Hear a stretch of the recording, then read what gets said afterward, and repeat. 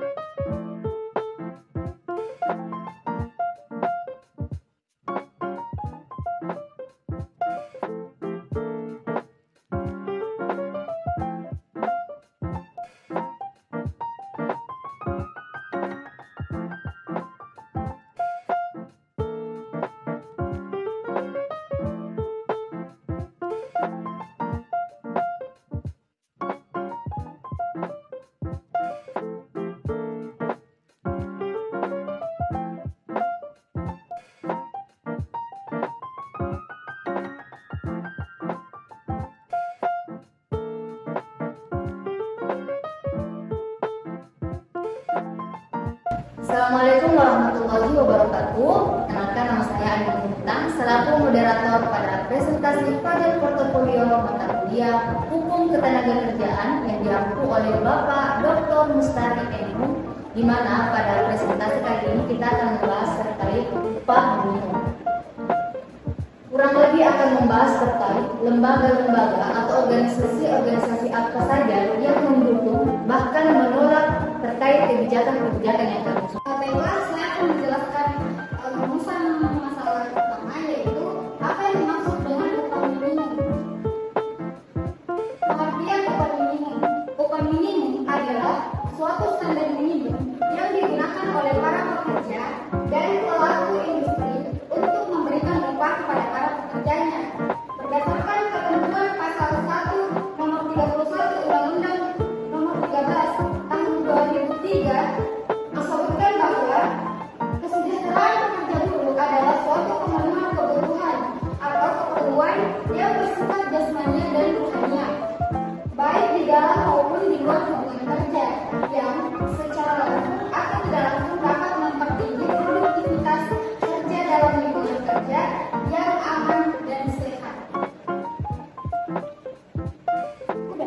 Saya akan menunjukkan rumusan masalah kedua, yaitu apa permasalahan dalam upah minimum.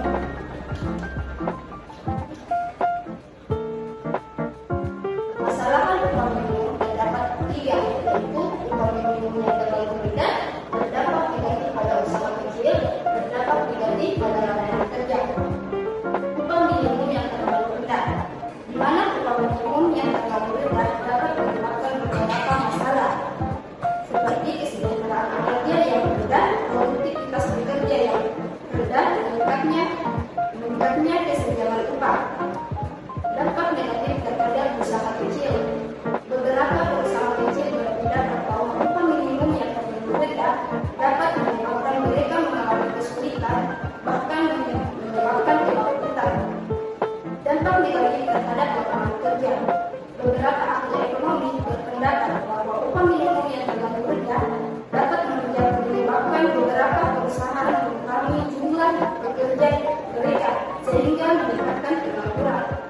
Mungkin itu dari saya kembalikan kepada pembahasan. Baiklah, saya akan melanjutkan rumusan masalah yang ketiga, yaitu apa kebijakan yang diusulkan mampu menyelesaikan masalah.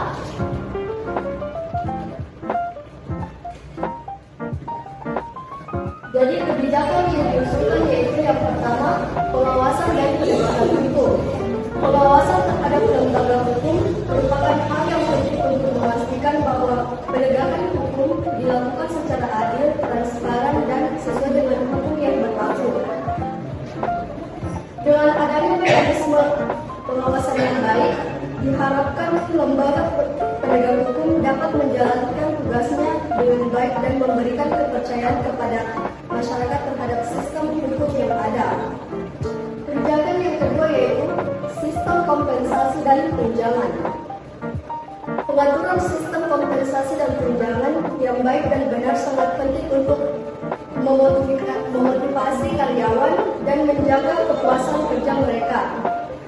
Sistem kompensasi dan tunjangan yang adil dan sesuai dengan kinerja karyawan dapat meningkatkan motivasi dan kinerja karyawan, serta mempertahankan keberadaan karyawan sebagai anggota organisasi dalam jangka panjang.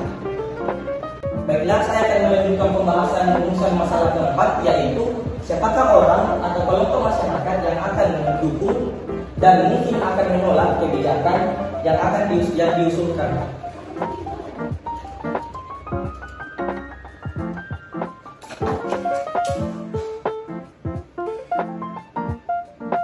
Nah, orang atau kelompok masyarakat yang akan mungkin mendukung dan menolak kebijakan tersebut dalam segi mendukung, mungkin akan ada serikat pekerja, di mana serikat pekerja ini merupakan organisasi yang mewakili kepentingan dari pekerja.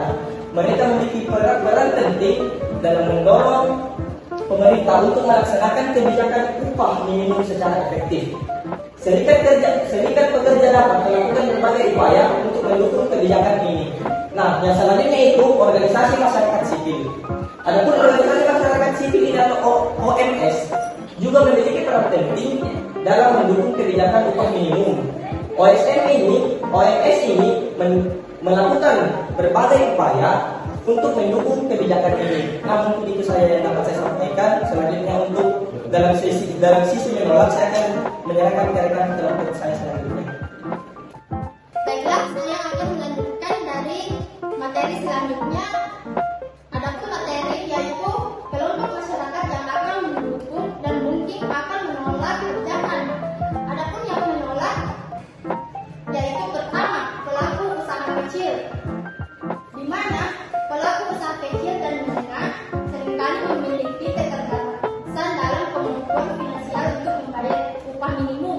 Dan yang kedua yaitu pengusaha yang tidak berlatih, di mana pengusaha yang tidak berlatih dan tidak mau mematuhi peraturan perundang-undangan termasuk peraturan tentang upah minimum. Saya akan melanjutkan rumusan masalah yang kelima, yaitu siapakah badan pemerintahan yang akan mendukung dan kemungkinan menolak kebijakan yang diusulkan.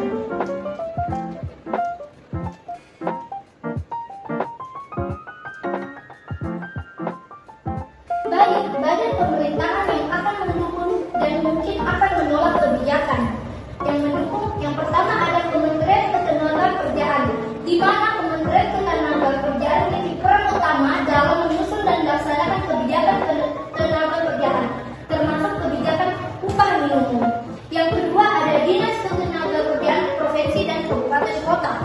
Peran dalam melaksanakan kebijakan upah minimum di wilayah masing-masing Dinas Ketenagakerjaan memiliki berbagai unit kerja yang terkait dengan kebijakan ini, seperti bidang hubungan industrial dan jaminan sosial tenaga kerja, bidang pengawasan ketenagakerjaan, dan bidang pelatihan dan produktivitas. Baik, yang kedua ada penolakan, yaitu pertama pemerintahan daerah. Pemerintah daerah memiliki peran dalam menetapkan upah minimum di wilayah masing-masing. Dalam beberapa kasus, pemerintah daerah menetapkan upah minimum yang rendah untuk menarik investasi dan menciptakan lapangan kerja. Hal ini dapat menyebabkan pekerja tidak mendapatkan upah yang layak. Sekian dan terima kasih.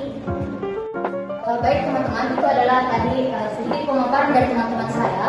Dan untuk terkait materi yang telah kami sampaikan, kami telah memaparkan sedikit sumber referensi yang kami dapatkan, di mana sumber referensi yang kami dapatkan itu berasal dari yang pertama ada Undang-Undang Nomor 13 Tahun 2003 tentang Ketenagakerjaan. Kemudian yang kedua adalah Peraturan Presiden Nomor 95 Tahun 2020 tentang Kementerian Ketenagakerjaan. Yang ketiga ada Laporan Tahunan Dinas Ketenagakerjaan Provinsi dan Kabupaten atau Kota. Kemudian selanjutnya ada juga Laporan Tahunan Lembaga Pengawas Ketenagakerjaan, dan sumber referensi yang terakhir yaitu adalah Laporan Tahunan Kementerian Ketenagakerjaan. Nah, itulah pemaparan materi presentasi portofolio 4 mata kuliah Hukum Ketenagakerjaan dan kami. Kurang lebihnya mohon dimaafkan. Kami undur diri. Assalamualaikum warahmatullahi wabarakatuh.